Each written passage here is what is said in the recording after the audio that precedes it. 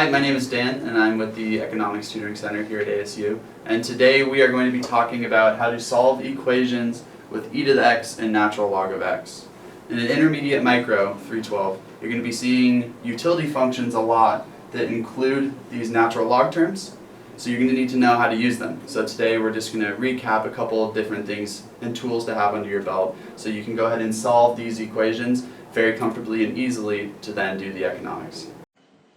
Okay, let's do a couple practice problems. The first one here, we have e to the x equal to some constant, which I've had equal to 1 in this case. And this is a very common solution that you'll need to know how to solve.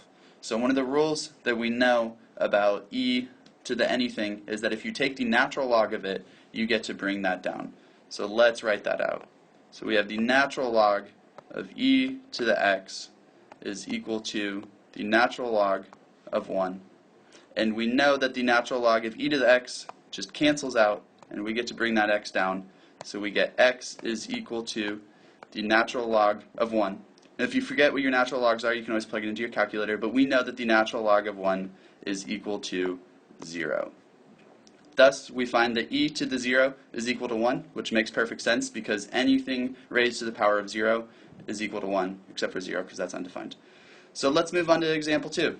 So we have the natural log of x is equal to 2. So we're going to do a similar process except in the reverse order. Let's take everything and raise e to the power of it. So we will have e to the natural log of x is equal to e squared. Now we know that e to the natural log of x is also equal to x, which is then equal to e squared.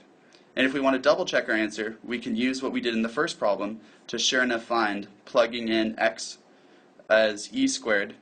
Just to double check, we find that the natural log of e squared, scratch this out, bring this down, is in fact equal to 2.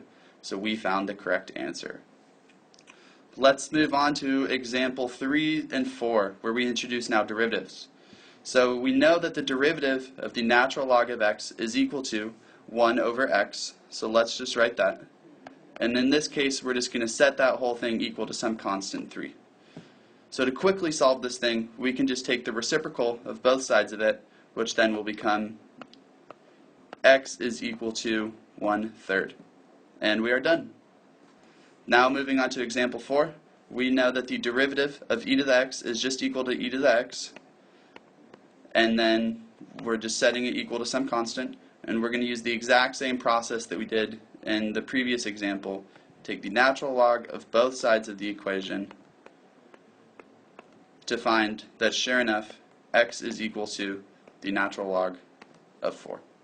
Thank you for watching. I hope this was helpful, and if you need any further help, please come into the Economic Tutoring Center. Thanks.